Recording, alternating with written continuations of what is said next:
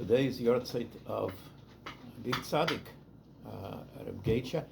By the way, the name, we call him Reb Getche. He himself, he never called himself Getche. Funny, when Reb Shmuel put up a flyer, he wrote Getzel, and that's a real Reb Getche's name. When he introduced himself, like in first contact, he would say, Getzel Gennady Naumovich. Wow. What? Getzel Gennady Naumovich. Can I just get some food? For this particular moment, I think we should bring some mashka because it's really significant comment. And this is be careful. Yeah. And should I continue while? Yes, absolutely, absolutely. And young crowd started calling him Reb Getche, and I think the first one who started that was a young fellow, Yudka Yuriev, and for a time being, for a couple of years, he was like Reb Getche's shamas. Yudka Yuriev was a young person, very advanced in his learning, in his knowledge. I don't know, because I was Grina Kuzina. I was a newborn Baal Tshuva, whatever, neophyte, right? And when I came there, I saw, a young fellow, very advanced, clean shaved, because Bali Chuvas usually they all had beards. Yudka was clean shaved, very advanced in Hasidus. Could you imagine a clean shaved young man, very advanced in Hasidus? And he was Reb Getche's secretary, shamas. I think Yudka started calling Reb Getche, and I'm not sure Reb Getche liked that name.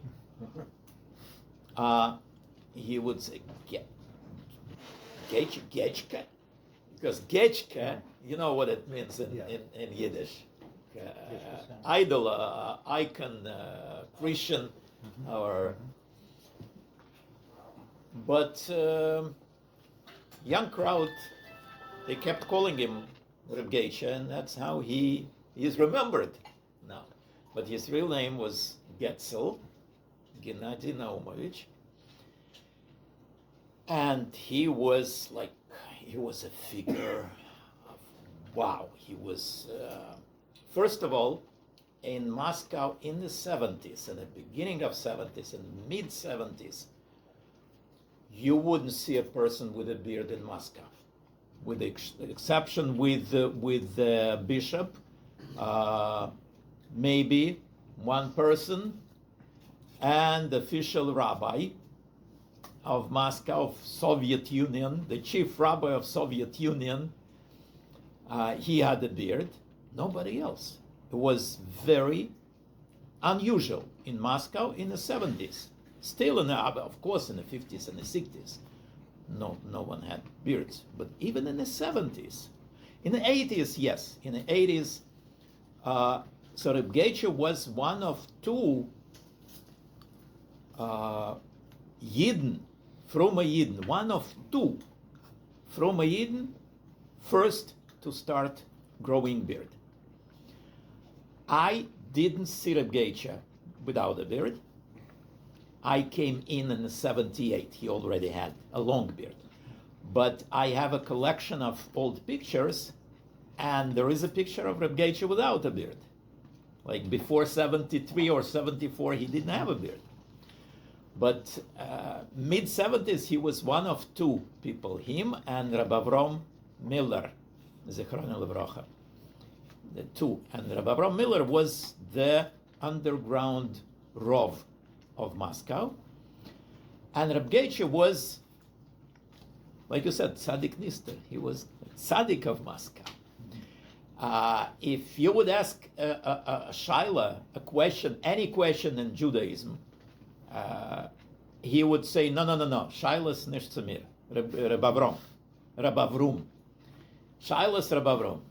He would say, I remember those words exactly. Ich ben am Haaretz. Ich ben am Haaretz. Shailas to Reb Avrom. That was Reb Getche. He was one of the stolp, по-русски, как сказать по-английски, one of the foundations, one of the pillars. Pillars, Yeah, stolp, pillar. One of the pillars of Moscow, Kehila, of Moscow Jewish community. I would say, one of three main pillars. Reb Avram was one of them. Reb Avram Miller, he was a Talmud of Chofetz Chaim. And he was the Moire Hoiro, he was the Rov of Moscow. There was Reb Motul der Sheikhet. He was a little bit younger, half generation younger than them. Actually, no. He was born in 1917. Reb Motul der Sheikhet. Reb Avram and Reb Getche were born in the first and single digits of 20th century. 1905. Yeah, 1905. Right. Okay, makes sense. Single digits, and Reb Avram Miller also. So they were in their late 70s when I appeared, when I came in. But Reb Motul was in his 60s, probably 17. Yeah, in his 60s. Yeah, so he was like 10 years. How did you come to him? To whom? Okay, I wanted to start with Reb Getche, not with myself, because it's Reb Getche's yahrzeit. But I guess I'll have to tell you something about myself. I grew up in a very assimilated family. Like nothing Jewish except for passports. Both my parents had Jew written in their passport. 2-3 words of Yiddish. Grandparents, yes, they spoke Yiddish. My father's parents, they spoke Yiddish when they were alone among themselves. My mother's, no, they didn't even, my babushka, dedushka, maternal side, they didn't speak Yiddish even when they were by themselves, but they understood, they spoke, they understood Yiddish. They mixed some Yiddish Wörtler, expressions, but nothing Jewish. I mean, when I grew up, I didn't see anything Jewish. The most Jewish things I saw in my grandmothers. My maternal grandmother, Anna Israelevna, she told me later, when I started keeping Yom Kippur, she told me once that she kept Yom Kippur for many years. I didn't know that. It was a chiddush to me. It was my other grandmother, paternal grandmother. Once when I was very young, she was babysitting me. We were alone in an apartment, and she started talking to me like friends. I don't care what friends you have. You could have any friends you want, but a girlfriend, only Jewish. Chas v'shom, you cannot have a non-Jewish girlfriend. And I was shocked because I was too young to have girlfriends. I was like 14, 13, 14, whatever. But she made sure she said it. She gave the message over. And I remembered that. And when I was starting being shomer Torah mitzvahs, when I became a Baal Tshuva, and she was fire against it. There was a milchama, there was a war in the family against me becoming religious. and she was into that war. And I said, Babushka, but if this is all nothing, like Yiddishkeit is nonsense, why did you tell me to have a girlfriend only Jewish? Are we plemennoy zavod, how do you say it in English? Are we breeding horses, like pure thoroughbreds? Yeah, whatever you say, I can't even repeat it. Do you understand? Do you understand what he's saying? So if Yiddishkeit is nothing, why do we need to marry only Jewish? Are we horses to keep the breed?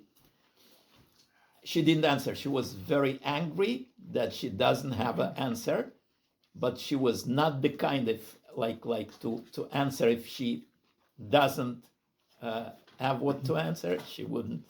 She just kept quiet. She didn't answer anything. But then my sister, after my father passed away, like in the last 20 years, my sister, my older sister, she's 7 years older. And sometimes I hear from her some stories about my father that I didn't know because I was 7 years younger. So she tells me a story that my father was a war hero. He joined the army in 1942 when he was 15 and a half years old. He was born 1926, and when the war started, he was 14 and a half. In a year later, 1 year into the war, he volunteered, but okay, the draft was at the age of 18. Today it's 17, but in the wartime, the draft was army. Draft was at the age of 18, but volunteers were accepted from the age of 16. My father forged his papers. He lost his documents in order to get duplicates, and when getting duplicate papers, he lied about his age. And according to his papers, he was 16. Half a year older, or a year older, maybe 16 and a half. That's how he managed to volunteer into front lines. And he was, for 4 years, he was in the trenches, in the gufa de milchama. May I ask why he volunteered? He was very patriotic. And okay, I heard another story. Another reason for him to volunteer. They ran away from Moscow. My grandfather was in a military service, but he was stationed in Moscow. He was military justice. He was investigator in military justice. So he was drafted. He was in the service, but he was stationed in Moscow. But my grandmother ran away from Moscow. Nazis were coming. It was the fall of 1941. They escaped to some Volga region, a small town, Krasnoarmeysk. And over there, they were starving. And I heard another version why my father joined the army, because they were starving. And when you join the army, first couple of months, it's a boot camp. Школа молодого бойца. Yeah, that's what it's called in what is called boot camp in English. Курс молодого бойца. Учебная рота. So he knew he's gonna be for a couple of months in учебная рота, and over there, they gave good food. Not only he wasn't hungry anymore, he threw over the fence, over the barbed wire, selyotka that you have on the bottom of selyotka patshubay. They, soldiers, they had for supper a full fish, selyotka, herring. So he threw that herring over the barbed wire to his mother. So his mother wasn't hungry because of his service. But okay, a couple of months, and then he was sent to the front lines. And for 4 years, he was in the front line. And even after that, when he was in Germany and the war ended, then his draft, like he became of age of a military service. And my grandmother, his mother, wrote a letter to Voroshilov, to the defense minister. My son served 4 years in the trenches. How come he has to serve in the military now? And unique thing, Voroshilov answered. Voroshilov replied to her letter, and the reply was, everyone serves, let him serve. And my father had to serve other 3 years in Germany, stationed in Potsdam, in Germany, after being 4 years in the trenches. So when he came back, he spoke fluent German after 3 years being stationed in Germany, and he had medals, like many, Орден Славы. Да, он кавалер Ордена Славы. Кавалер? 3 ордена? Не, один. Все равно называется кавалер Ордена Славы. Yeah? So he came to Moscow. He didn't finish school, but he got his high school diploma. He went to Moscow State University without entrance exams because he was a war hero. Now, when he was at some point in Moscow University, he came home to his mother and he said, "Mommy, I love this girl. I want to marry her."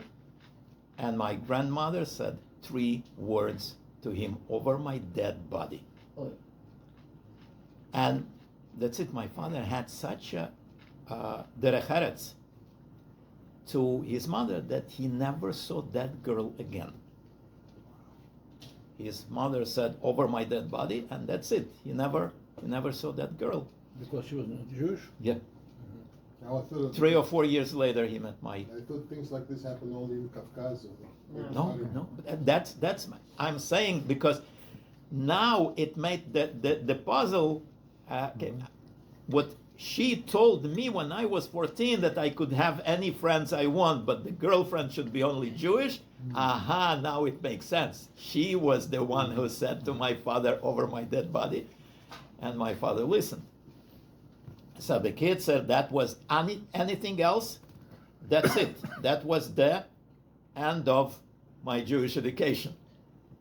At the age of 14, I was told I'm not allowed to have a non-Jewish girlfriend, and that's it.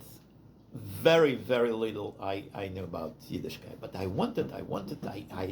experienced so much anti-Semitism, and I just wanted to know what it means to be Jewish. So that's how I. Besides, I had the sviva, the environment. In 7th grade, I was in a local school when I was either the only Jew in the whole school, or maybe one of 2 Jews. Tushina, пролетарский район, в смысле... Вы из Тушина? Да, я вырос в Тушино.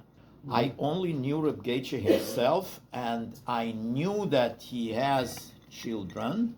I never met even that son that lived with Reb Getche, I believe I never saw him. You never met Yasha. Wow. The rock and roll I fan. didn't really see like. You didn't. They You all didn't were know like that. they all fans of Vysotsky, so we love Vysotsky. I No, didn't not know he had Led Led Zeppelin. And then we like, Led Zeppelin, the purple. And really, and then when you came over that time, it was Yasha. Huh? Yeah, I don't know. I don't know the name. For was very close for a to him. fact, I knew that Reb Getche was having a farbrengen or a minyan on Shabbos, and his son was in the other room playing The amazing rock. the amazing thing is that actually Yasha didn't have the beard. But when Reb Getche, I never met Reb Getche without the beard. First time when I met him, and like maybe I was 6, 5, he had a very short beard. But then I saw pictures of him. He didn't have the beard, and he looked exactly like Yasha. I thought it was Yasha, and then Kira told me, no, it's not Yasha. That's her father. You know, it was just like interesting. Interesting that when I first came to Moscow Shul, I started to speak about my environment in the 7th grade. My favorite subjects in school were physics and mathematics. And my parents suggested I go to special school. There were 3 in Moscow, 3 schools that were specialized in physics and mathematics. 57, 91, 179. I went to 179, 179.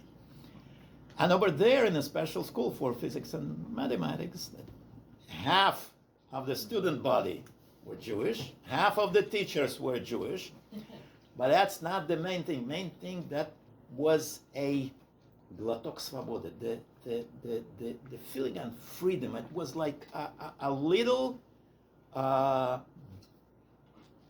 breath of freedom in communist Moscow. Like jokes and stories and like freedom of speech, almost freedom of speech. Like for example, my friend Kirill Kolakutsky in a history class, and the teacher was the wife of a KGB general. She was a very nice lady. And my friend was standing in front of a class and speaking about Ribbentrop-Molotov agreement, yeah. Pact, yeah, with the secret chapters in the history class, saying for the whole period, for the whole 45 minutes, I was saying Alexander Galich poem Kaddish. The whole целую поэму Галича Кадиш я читал перед классом, standing in front of class, and nothing happened. I was not kicked out of Komsomol. I was not kicked out of school. I was not arrested for that. And How old were you then? 7th or 8th grade. What, 13, 14? 14. But how did you know what Kaddish is? At that time, when I was 14, I read Samizdat.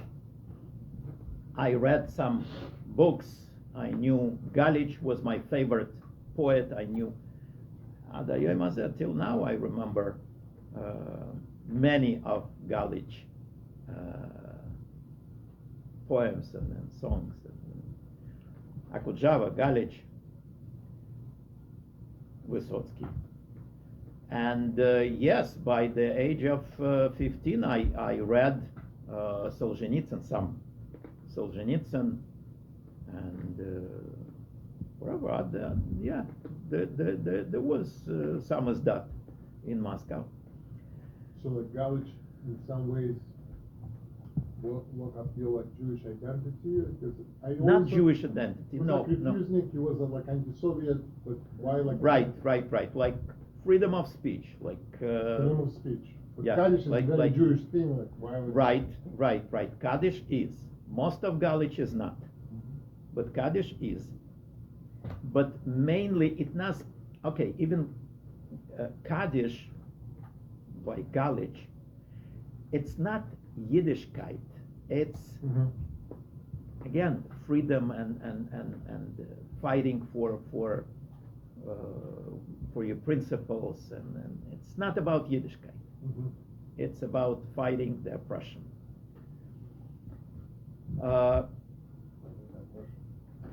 We make l'chaim on that too.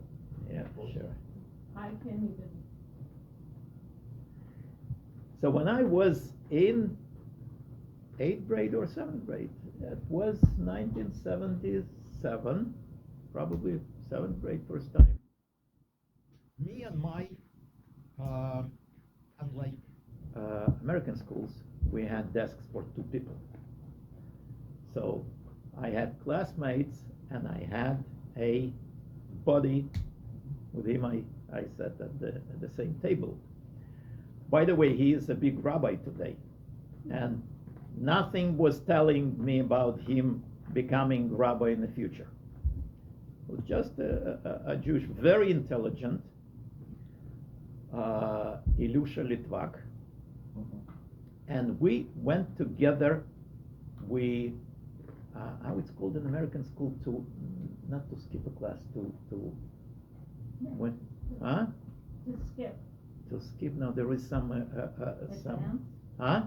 Advance? No. Just To avoid, huh? to avoid it. Прогулять, прогул. Huh? What the kids did, like, skip the school, like when you don't go to school, what is it called? Oh, withdraw? No, skip the class, As no? you did in school all the time. Skip the school. Oh, cut school. Cut the school. Got the school. Got the Okay. school. I think there is another slang. Huh? Play hooky. Uh-huh. Whatever. We decided to cut because it was physics and mathematics. A school, we had pairs, not just one class of 45 minutes. Physics and mathematics were 2, one after another, an hour and a half classes, like in college, an hour and a half. So мы прогуляли пару, не урок, а пару. So we had an hour and a half, and we decided we'll find out where the synagogue is. We knew nothing, only the subway station, Площадь Nagina. We knew only that much, that somewhere around that subway station there is a synagogue. And we went there to the subway station, and we started asking, we were afraid to, we were wearing uniforms, and I don't remember were we pioneers with the red neckties or komsomol with the pin, but it was scary to ask a bypasser where the synagogue is. We had to flip a coin. Which one of us has to ask a bypasser for directions? And I had to ask. I approached a intelligent guy and I asked, where is the synagogue? And I was scared. He starts screaming, "You komsomolets!" No, he was very, very nice, and he gave us the directions. And we followed directions. We found the synagogue. That was the first time. And then I started coming again and again. That my first step probably towards Yiddishkeit was visiting the synagogue for the first time. When I came there for the second time, that when I met Reb Avrom first. First, I met 2. Avram Genyan. Avram Miller.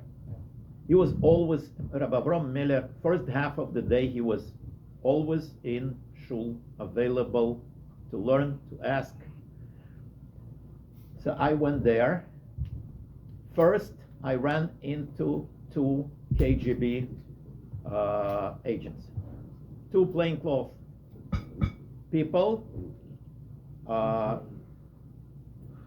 approaching me on my way on the street where the synagogue is. Who you are, what's your name? And I was already like a freedom fighter. I said, no, I'm not going to give my name. One of them said, okay, we're not forcing you, we're not arresting you, but you should know that if you continue, if you go there, you're going to end up thrown out of college. They thought I'm a college student. I was 8th grader at that time. I looked older. You're going to be thrown out of college. Your parents will lose their jobs. Don't go there. Okay, I was a freedom fighter. I didn't listen. I went there. In the shul, I met old person with the gray beard, white beard, and he asked me who I am, and I decided, okay, this person I'm gonna tell my name. So I told him who I am, and in my turn, I asked him who he is, and I said a strange thing that was for me. He said, I'm a melamed here. There was nobody younger than 70, I believe, in the shul. I'm a melamed here. And I knew the word melamed because I already read Shalom Aleichem stories. And I knew who melamed is, but no kids here. I was respectful. I didn't ask him questions. But okay, he said, I'm a melamed here. I asked him a question. There were like 10 other people in the shul, old people. But we were standing and talking, and I asked them,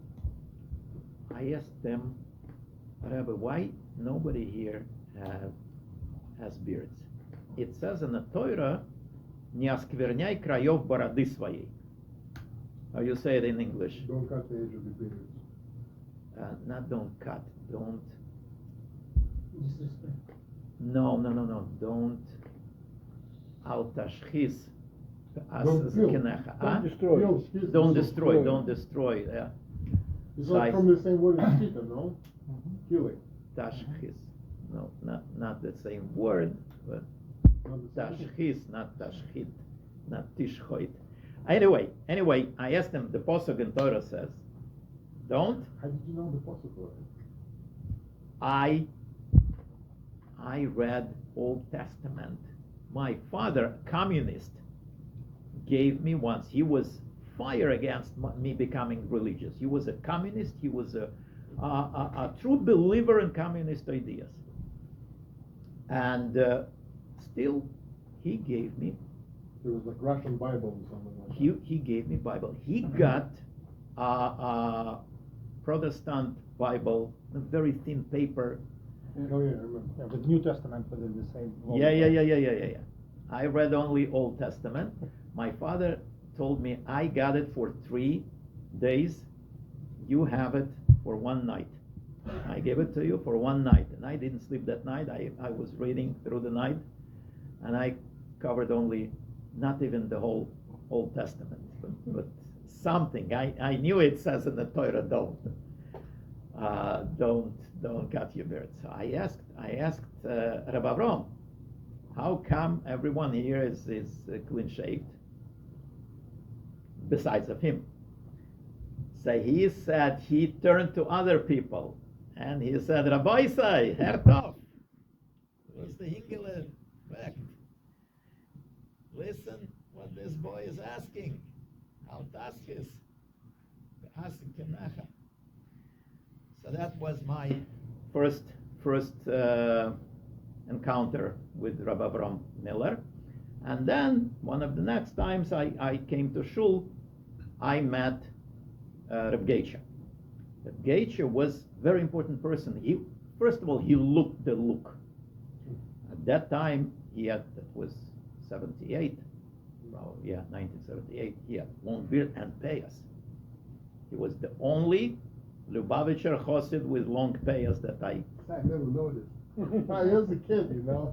How would I notice that, you know? He had, looked like parts of his beard. It was growing from here. It was hidden. No. It was hanging like along his beard. Looked like it's part of the beard. Anyway, he was. I told you, right? He was Gabbai Tzedakah. All the tzedakah money of Frum community were in his pocket. When I came to shul later, I decided I'm gonna do maser. I don't have to translate that. Maser, I want to give tzedakah. So I came to shul and I asked people in shul, from people, where do I put my maser? And people told me, you see Reb Getche in the front. He says, he was saying Psuki de Zimra. He was starting davening. And they said, go to him and put the money in his pocket of his jacket. Don't be afraid. He's not gonna turn to you, but just put the money in his pocket. And that's what I did. And I was not the only one. The pocket was, there was money in that pocket. And every an afternoon, Reb Getche was traveling to some people to give that money to poor people, to sick people, wherever. He was the Gabbai of, there were in the 70s, in communist times, in Moscow shul, every morning, every Monday and Tuesday and Wednesday, every day, there were 4 minyonim in the shul. 4 minyonim. 7, 7:30, 8, and 9. Shachris. Just for Shachar. Huh?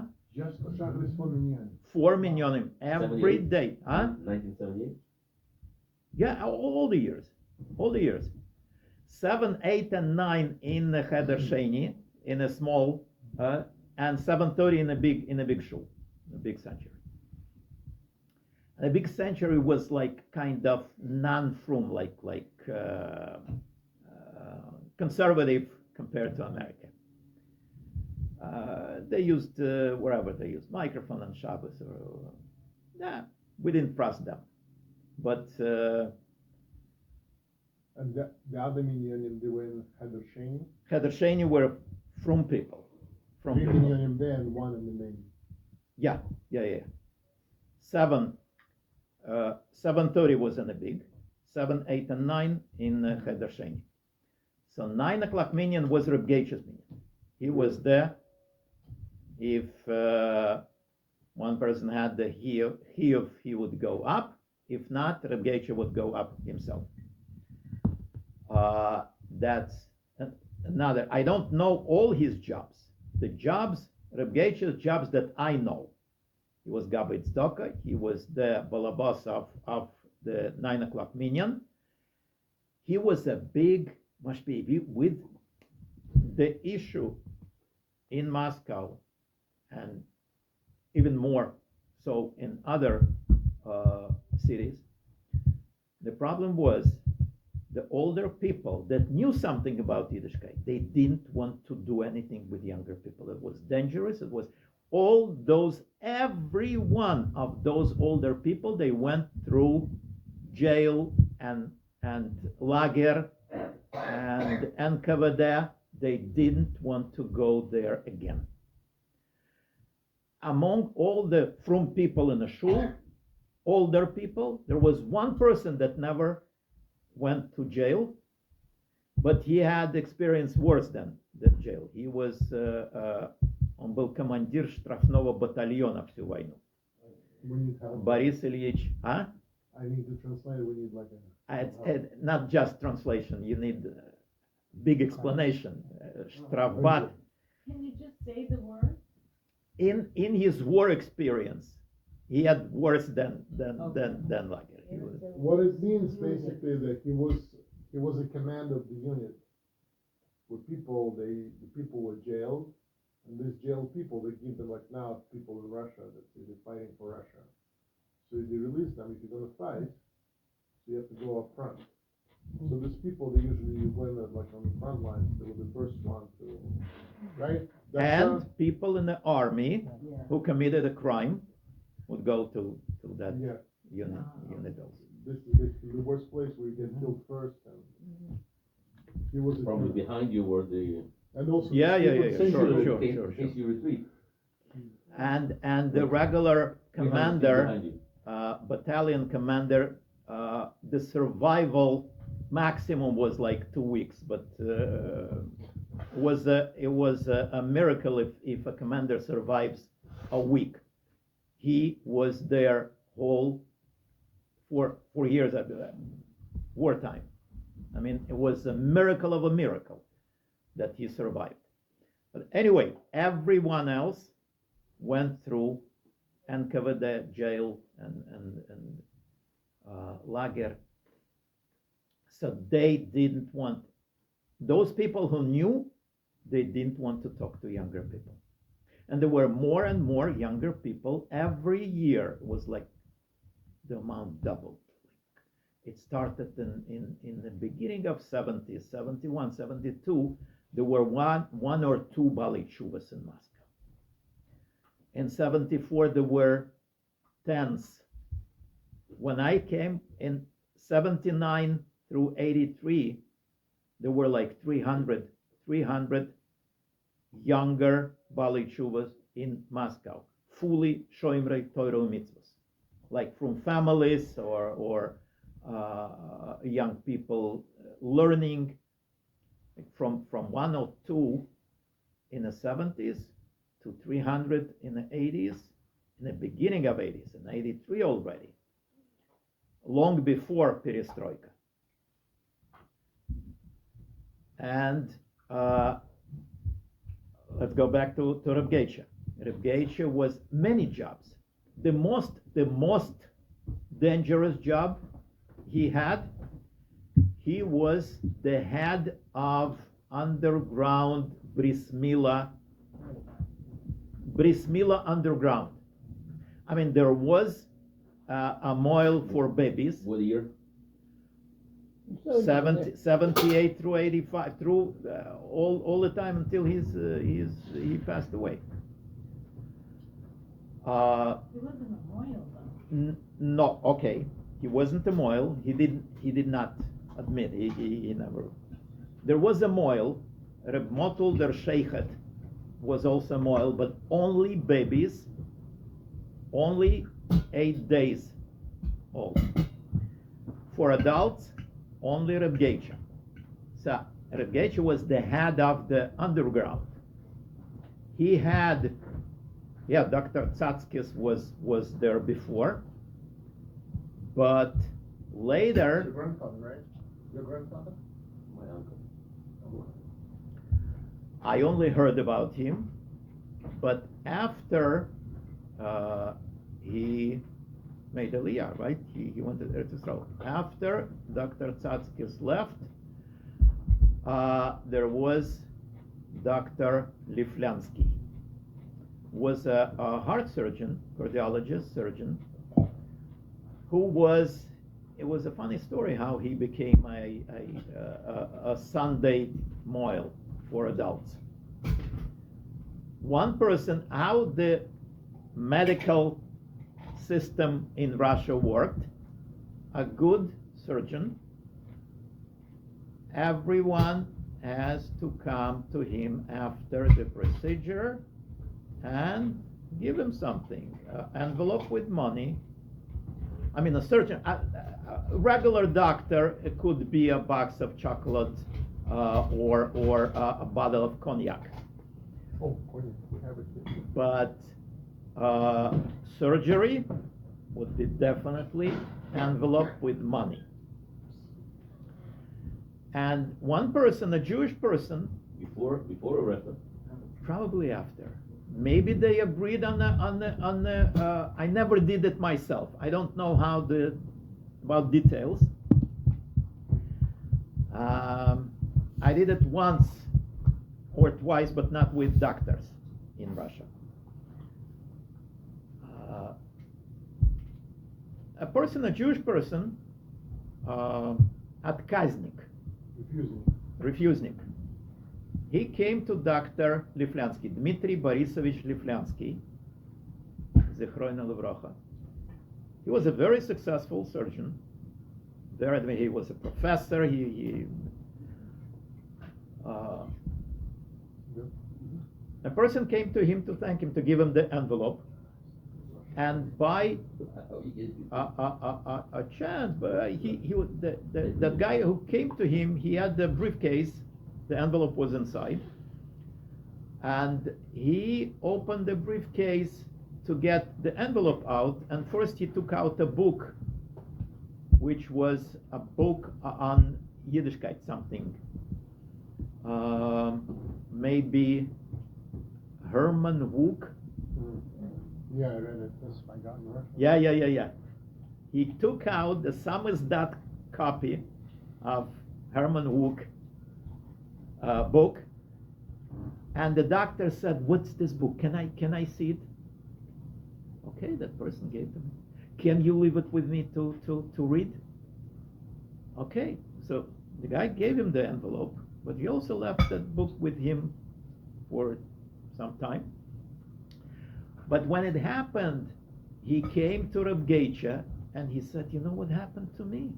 I was by a doctor and he asked me for Herman Wouk book, and I gave it to him." And Reb Getche said, "Bring the doctor to me. I need to talk to him." That's how Reb Getche hired that doctor to be a Sunday mohel for years and years. The cardiologist. Cardiologist. What's the difference? He knows how to cut. huh? Yeah, he knows how to cut. He knows how to give anesthesia. The anesthesia was very plain lidocaine. How do you pronounce it in English? I don't know. Novocaine, lidocaine. Huh? There's Novocaine, but that's only that one. Lidocaine? Yeah. It's all the same. It's all the same. Novocaine, yeah. Novocaine, lidocaine, azracaine. It's all Similar. Yeah. It's all the same chemical. And he knew how to cut, how to close the. What's the difference between a baby and an adult? You have to do anesthesia. You have to close the blood vessels, the capillaries. Yeah. It's I learned it many years after I learned that, and I found out how difficult the job is, and you have to put шов наложить шов. 3 tasks that are different. Mohel for babies, you don't have to do anything. You just cut and forget. Okay, not forget. You see the baby next day. But mohel for adults, you have to block the pain. You have to close the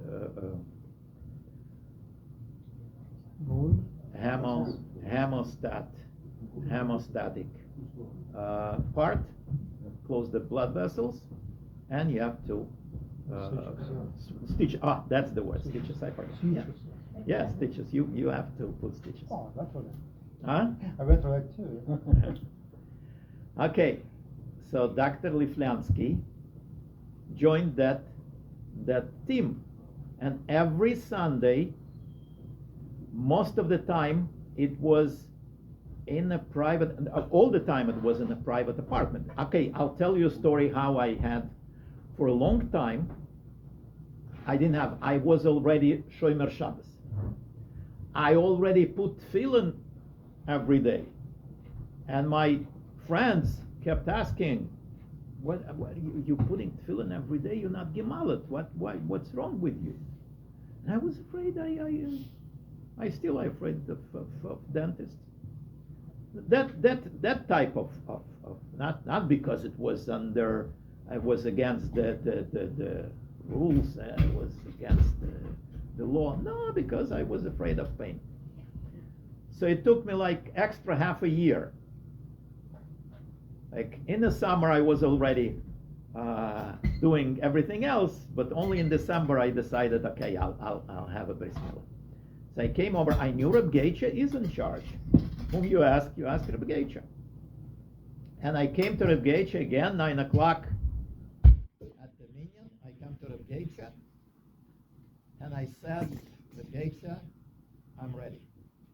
Okay, tell me what to do. Reb Getche said, okay, go daven. After davening, someone will come over to you. Not himself. After davening, Moshe Tamarin was a bocher from family, from boy. Now he is a rabbi in Malachovka. There were two brothers, Moshe Meir and Nachum. Ukraina. His first wife. The Moshe Tamarin comes over to me and he says, next Sunday, 8 o'clock in the morning, that subway station, the first car coming from the city. Like we're spies. We're spies. Like Agent 007. Zaklak. 8 o'clock, Sunday, 8 o'clock, Rechnoy Vokzal subway station. First car out of town, out of center. Первый вагон из центра. So I have to wait on the platform there. I come 8 o'clock on Sunday, I come to that subway station and I'm standing there. Another boy, younger than me. I was 19, I was 18, and that boy was like 13, 14. A boy with a casquette comes over to me and he says, Park Kulture, последний вагон от центра. A different subway station at the other end of a subway system.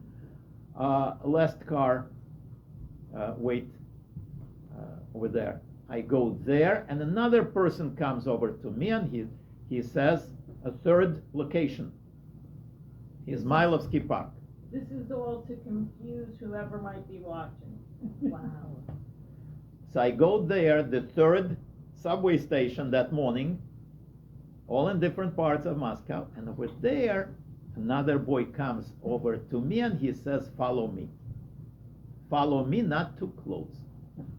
So he walks, I walk behind. We don't know each other, but I keep him in my sight. And he brings me to apartment. He rings the bell. The door is open, and that boy disappears. That boy walks away. Once the door is open, the boy leaves. Okay, the door is open, and there was Reb Avrom Genin. He was also part of that team. So in the apartment, there are 4 people in the apartment. Sunday morning, by that time it was probably 10 o'clock in the morning. Private apartment, tiny apartment, Moscow apartment, not an apartment like here in America. Tiny Moscow apartment. Old lady. No.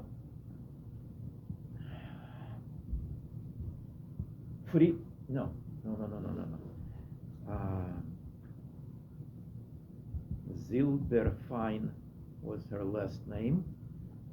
Nasonovna was her patronymic. Just skip my mind. Okay, it will come to me, I'll tell.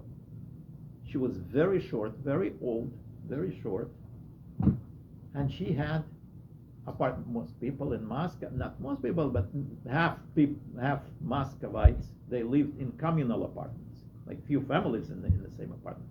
That lady was a lucky lady. She had a private apartment, and she used that private apartment every Sunday for a bris milah, which was very, very dangerous. So that team, that old lady, Reb Getche was the MOHEL, Reb Avrom Genin was a tzaddik. When I walked in, I see a hallway, that little babushka, Charna Nasonovna Zilberfine. Charna, babushka Charna. They are like few thousand people that we call ourselves Ritsari Stola Babushki Charny. People that were gemalet on her dining room table. Table was much smaller than this one, and much less supported. Stable. Yeah, and this table was. So I keep saying there were two mizbechos in Moscow, two very, very holy tables. One was in a shul where Rabbi Avram Miller was teaching Gemara. That was a big table like this one, or even slightly bigger. And a dining room table by Babushka Charna. The most holy tables in Soviet Union, probably. That table saw hundreds of people. Wow. Every Sunday, 2, 3, or 4 people had bris milah. Wow. And only 4 people ran that team. And this is an apartment building? Yeah, a private apartment, tiny apartment, like 2 bedrooms, like 1 bedroom. One was a dining room and a bedroom, 2 rooms. 1 bedroom apartment, tiny. The kitchen straight up, I see Reb Avram Genin taking out some bottles of vodka out of his briefcase. That's and when I looked at him, he said anesthesia. He said taking out 2 bottles of vodka. He said anesthesia. I had cold feet when I heard that the only anesthesia is a bottle of vodka. There was a doctor preparing the table and the instruments. 4 people, and there was another person my age, also 18, 19, a student. Another. So we are friends until now. He is an Eretz Yisrael. He is an architect. Cohen, Alex Cohen. Where's he live? Huh? Where's he live? I don't think he learned. I mean, he learned architecture. No, where he lives now. Lives in Haifa, in Nasher, in what's Nasher is? Yeah, he lives in Nasher in Haifa. He works in some municipality as official. He stayed observing. He stayed. Kind of. He. Okay. You live in Israel, already observing. Huh? If you're not in Israel, you already observing. You live there. There is a Kodesh. His wife is observant, and he's very loyal to Yiddishkeit. Let's put it this way. A good Yiddish heart.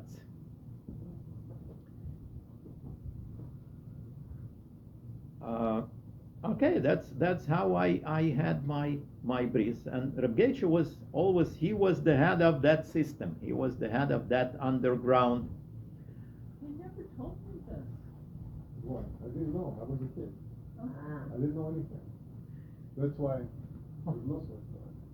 But yeah, you did mention how you, like, when you had a bris milah, you were named, no? Oh, right. And I have some story to tell you about why it's been named. Okay. When I was already on the table, I was already laying on the table, Reb Getche asked me, what's your name? What's your father's name? How old were you? 18. Maybe 17 and a half. 18. So I was already on the table, and Reb Getche asked me, what's your name? What's your father's name? And I say the name is Tola. Father's name? Grigory, Anatoly Grigorievich. Huh? Why no son? Okay, Reb Motel also. Reb Motel, when he heard that, He said, why Noson? Anatoly must be not Naftali. Yeah.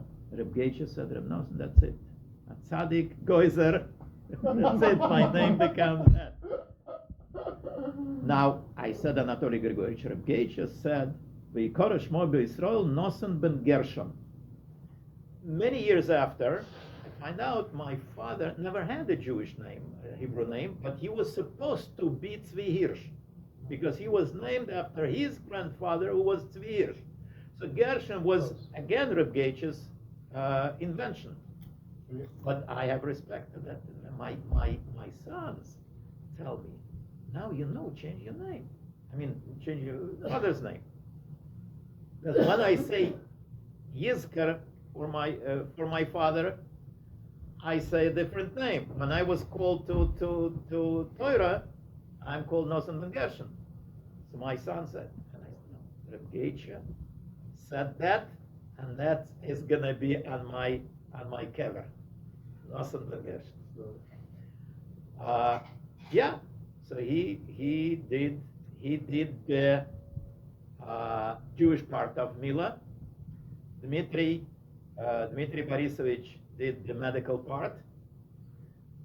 Reb Avram was Tzadik. He held my head in his palms, in his hands, and his hands were huge. He was kuznets. He was a blacksmith all his life. From Belarusian shtetl, he was a blacksmith, and he had at Shabbos in Marina Rocha, young people would ask Reb Avram, put your fist like this, and he had each one was like size of my two fists, huge hands. He held my hand in his hands. That was Bris Milah. Now, Reb Getche had another job. He was among Lubavitcher Hasidim. He was the mashpia. He was the head of Chabad. I didn't know that part of his job. That job I didn't know much because I wasn't a Chabadnik. But once or twice I was invited to Reb Getche for a Farbrengen. He was the head. He was the only person in Soviet Union to speak with the rabbi on the phone. And Reb Getche? Reb Getche. Wow. I have a picture of him talking on the phone to the rabbi, standing.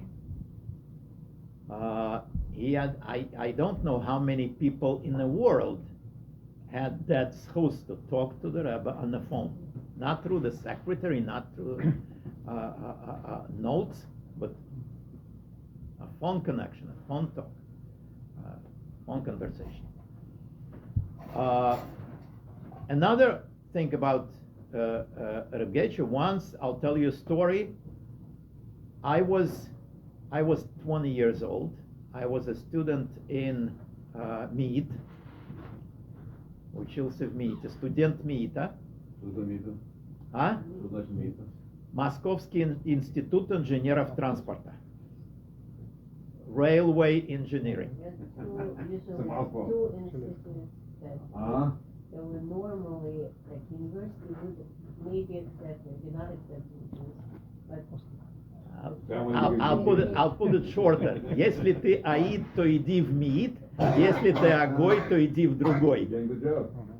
So there was one of few universities that Керосинка была. Да, керосинка. That accepted Jews. So I was a student of MIT. What is the difference? What is a MIT student as opposed to any other student? MIT was part of МПС, Министерство путей сообщения. Every other university belonged to Министерство высшего и среднего специального образования. Ministry of Education, right? Huh? Education. Yeah, Ministry of Education, Ministry of Higher Education. Okay, few. There were few that belonged to other. But industry university, right? Yeah, very few. Mead was. Mead belonged to Ministry of Transportation, Railway Transportation, and that was in Russia. It was very militarized. Like you can't compare to American railway system or anything. It was one system, one uniform, ranks like in the military.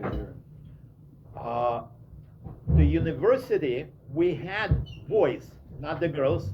Boys had to wear a uniform. We were given uniform, and when you wear a uniform, there are other things that come with it, like haircut, only style, military style haircut, no beards. I had to fight. I was kicked out of с военной кафедры. Меня выгнали из-за бороды. Выгнали когда? 83. So I am a student of MIT. That means I have a uniform, same exact uniform that every railroad from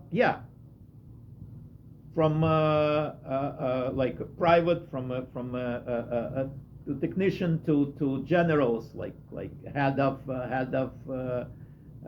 дистанция, начальник дистанции, начальник вокзала. Our professors in uniforms in university, they had to wear. Not everyone did, but everyone had to. Were required. Not every day they wore uniforms, but they had them, and we students also. Like on Tuesdays we absolutely must, because we had military the whole Tuesday. The girls too, no? No, the girls no. Of course. The girls had the day off on Tuesdays. Oh. Lucky them. And we, the boys, had to Tuesday, the whole day Tuesday was military. Just for that day. Yeah. And on Tuesday you have to. Other days they also the college required all male students to attend in uniform. Okay. The discipline was not 100%, not everyone, not every day, but so the story, yeah. And another thing, as a student of MIT, we had a free ticket on railroad, free ride. On subway, no, but I didn't pay on subway. Я был хитрый. First day that I got my uniform, brand new uniform, I walked into a subway station where I lived, Schodninska, and the controller, what do you call that lady, that controller, the lady that makes sure nobody comes unpaid. Conductor. Yeah, at the tourniquets, right? There is a booth. Yeah, there is a booth with the lady sitting there. The first day I got my uniform, I came to that lady in the morning, and I said, "Hello, what's your name?" And she said, "Maria Fedorovna." She doesn't know who I am. I'm wearing same uniform her начальник. She wears her начальник and anybody in the system. What's your name? Maria Fedorovna. Okay, nice to meet you. And I walk past. Every morning I would come. She was there in the morning only, not in the afternoon. Every morning I would come not wearing uniform. That day I wore uniform. But every morning I would come and I'd say, Maria Fedorovna, good morning. Good morning, Maria Fedorovna. So I knew her name. She knew that I do have uniform, and she does know who I am. And okay, I didn't pay. On the way back, I had to pay because that subway station near me had hundreds of Hitler boys, and that trick didn't work, and then it was Slobodska. But anyway, I come to the shul one morning. Probably again, I what's the word? I jumped the classes. I skipped. I cut. Right. I cut the some classes. I went to the shul. 9 o'clock minyan. By the way, 9 o'clock. Wali Tshuva preferred 9 o'clock minyan for a few reasons. They daven slow. I'm sorry, here in America I have a big problem. I can't daven Marif with American minyan. By the time I say Emes, they finished Teleino and Kaddish and left. Okay, 9 o'clock minyan was slow. 7 o'clock minyan was fast. That was for people running to their jobs. 9 o'clock was nice and slow. Huh? Not only that, from people, pensioneri, from people, and Reb Getche, as about Tefillah, he said it right. I mean, I was surprised. Older people, when they speak Hebrew words, they change accent. They like if person's name is Baruch, it's Baruch, not Baruch, not like Israelis say. All the Hebrew words in Yiddish and wherever they said with the wrong accent, maise or manse instead of maase. But when Reb Getche approached Omud, he davened like not a Baltfil, like a Balkoira, with Baruch Ato, with all the right Milro Mil-El. He was probably the only one, or very, even here in America, I don't hear that anymore. You remember his Yiddish was like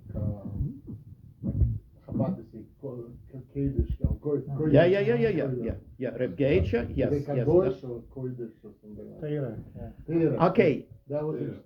Chalem or Choilam, Yeah. I don't remember.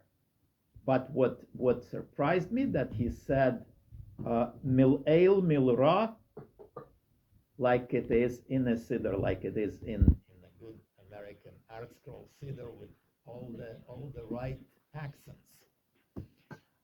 Chalem probably he said Chalem. But when he was Balfil, when he davened for Omid, he said it right, and he said it slow. That's why I preferred 9 o'clock minyan. One of the reasons. Okay, I come to 9 o'clock minyan, and stop me when I don't look at the time, but when I can speak 4 hours easily. It's your job to stop me. Huh? We all enjoyed it very much. Thank you. At least I'm talking for myself. If people disagree, they could speak up. I'm enjoying that very much. I come 9 o'clock. I didn't know that I can speak English. It's okay. So far, it's gelungt. It works. One day, I come to 9 o'clock minyan, and after minyan, or before, I don't remember. Either before or after, probably after davening, Reb Getche comes over to me. Reb Getche comes over to me and he says, do you want to do a mitzvah? Of course I want to do a mitzvah. Where Shaila? I want to do a mitzvah. He says, I need a shaliach to go to, not shaliach in Lubavitcher sense, I mean a messenger. I need somebody to go to Bryansk. Bryansk is a night on a train. City, night, 9 o'clock, 9 hours on a train. I need someone to go to Bryansk. And the job is to deliver, there is a minyan in Bryansk, and their Sefer Torah was read. Puzzle. No, not postal, not postal, just read the stitches broke. So I need to send that special thread. And I need someone to deliver it. And I said, of course, I will go. Said, okay, I'll give you money for the ticket. I said, Reb Getche, I am a student. I don't need money for a ticket. Okay, so he gave me the chutim. He gave me the little bottle with the ink, just in case they needed only chutim, but he sent both. And he told me the address. I wrote on a piece of paper the address in Bryansk. Okay, I go to the train with my uniform. I get on the train, no ticket. Okay, I get out in Bryansk, 5 o'clock in the morning. Where is that address? Okay, somehow I'll figure out. I find that address, apartment building, one of the newer huge apartment buildings. Okay, I find that it was not 5, it was 6, 6:30, wherever, maybe 7 o'clock. I ring the bell, 7 o'clock in the morning. I ring the bell. The door opens, very, very old person, like 90 plus. Later I found out he was 95. A 95-year-old opens the door. I am dressed in uniform. Black and gold, black and yellow, black and gold uniform. He opens the door and he says, "Du bist Mashiach." I said, "No, I am a shaliach from Reb Getche. Reb Getche sent me." He lets me in. He lets me into the apartment. 7 o'clock in the morning. He was not informed. He didn't know anything. Just cold turkey. I walk in. He lets me in. He takes me to the kitchen, tiny kitchen, Russian apartment, very small. Everything is 1 meter by 2 meters, wherever, a tiny kitchen. He sits me down at the kitchen table. He puts the chainik on a stove. He makes tea for me. And before offering me tea, he shows that he has different kitchen closets for milchiks and fleishiks. A 95-year-old has to prove to me that he keeps kosher. He shows me that he has 2 salt shakers, different for milchiks, salt shakers, different for milchiks and fleishiks.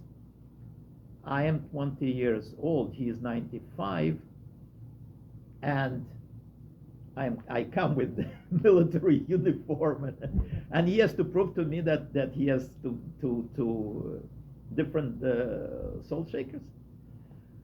He serves me tea, not tea, only tea, not flesh, no fleishiks, no milchiks, no sirotka patshubai, not just tea. And he tells me that everything is kosher. Okay, when I make a brocha, or even before I make shakel, he says to me, "Du bist Mashiach." Second time, "Du bist Mashiach." He's not asking. He's telling you. It was something I couldn't. He's asking, or it's not asking, he's telling right. you. Not quite, not right, not. It was half. It was some. The intonation was in between a question and a statement. So maybe first time it was like more like a question. Are you What is Mashiach? it with this do, is it do this, that's, you are. Dubis. Okay, it had some question intonation, but like halfway. Dubis Mashiach. Like, are you? Is it true that you are Mashiach? I say no. I was sent by Reb Getche. He said, Getche, who is Getche? I said, Reb Getche Vilensky. Okay, they didn't. The name Getche was invented by young people. Oh, like a nickname. Yeah, he was Reb Getze.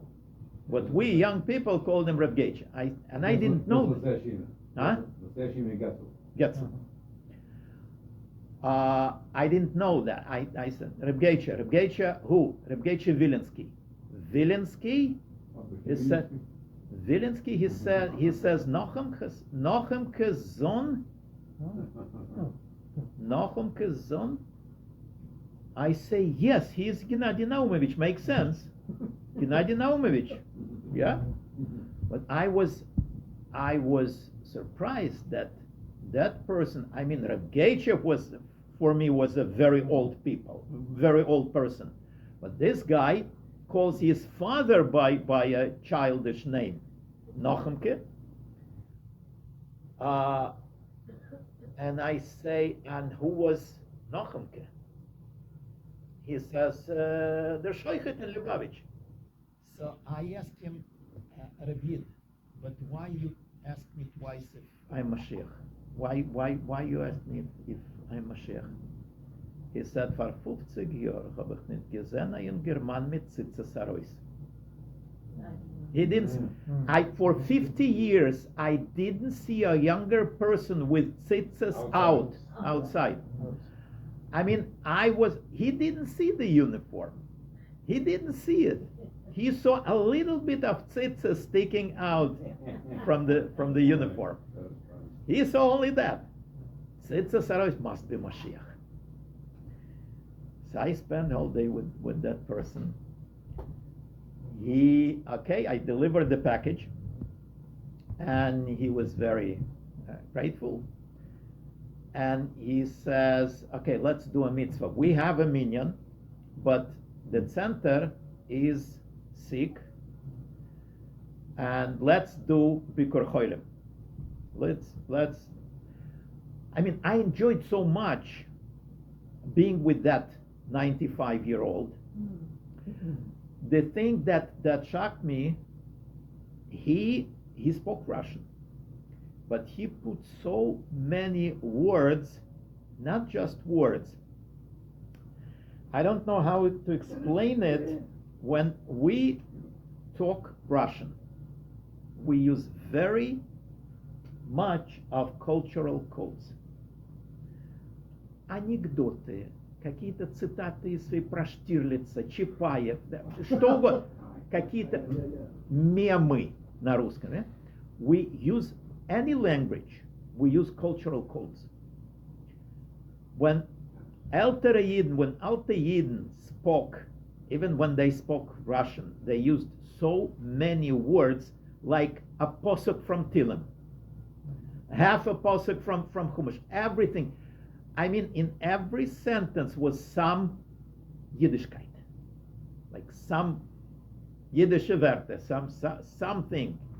Was like every sentence you could tell he is a Fromm Yid, the way he spoke. Even though he spoke normal Russian. And that was like, I'll never be able to speak like this. Like to know, like, you have to know Tehillim by heart. You have to know Chumash by heart. You have to know half of the Gemara by heart to put so many quotes and hidden quotes. End of the day, I have a train to catch, and he says to me, okay, in German, what do you need? What can I do for you? Do you have a personal request? Like I did a favor for him. I came from Moscow to deliver the Chutim. What do you need? And I was into, that's how I got arrested, by the way, but that's a next story. I was into collecting Sifrei Kodesh, like old Sforim that nobody needed. In every shul in Russia, there were hundreds of older Sforim that nobody used, like older people passed away, and their children would bring the old books to the shul, not to throw them in the garbage. So my hobby, my interest was to collect like nice bookshelf of Sforim. So I say, if you have some Alta Sforim that nobody needs, I would take some. He says, what are you interested in? Tell me. I say, what I'm interested in? Mishnah Brura, the first edition Mishnah Brura. Just so you know, the first edition of Mishnah Brura has Ksav Yad of Chofetz Chaim. Chofetz Chaim checked the whole print, thousands of copies, himself, and he wrote the word Muge, checked, on every volume, every book. So I wanted to collect all six. And he says, I have Mishnah Brura, first edition, sixth Chelek. I'm not going to give it to you, but I'll show it to you. Okay, even to see it was very nice. So he goes like a china closet like this. The lower section with the wooden doors, not glass doors. He opens up. He goes down and he takes tablecloths and all the stuff from a lower part of china closet, till he reaches the books that were behind all the stuff there, all the wherever, service, scattered. And he takes out all Sforim, and there is a Mishnah Brura, and he says, don't tell anybody that I have a Mishnah Brura. I say, why not to tell anybody? He says, because it's a misnagdish sefer in ich bin a chosid. Wow, I say, this is a misnagdish sefer and you are a chosid. Why do you have it? He says, very good reason. He says in Shulchan Aruch Balatani he said is in Alter Rebbe's Shulchan Aruch there is no last section. Arba Megillah, Hanukkah, Megillah, the last section was lost. When Alter Rebbe ran away and traveled to Poltava, to Gadech, it was lost in a fire, something happened. So the Shulchan Aruch Balatanya doesn't have the last section. And Mishnah Brura has the last section, the Zexte Chelek. That's why he keeps it in the hiding, even from his own people.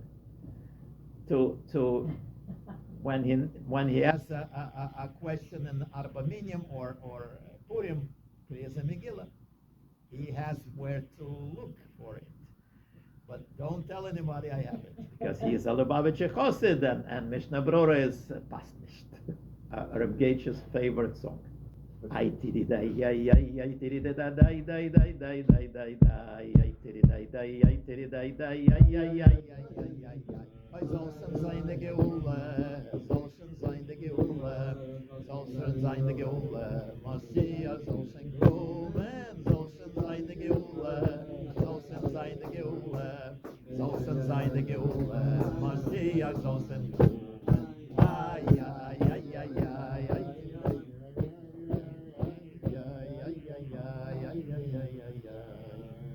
soll schon sein der Geule. Mashiach soll schon kommen, soll schon sein der Geule, soll schon sein der Geule, soll schon sein der Geule. Mashiach soll schon kommen.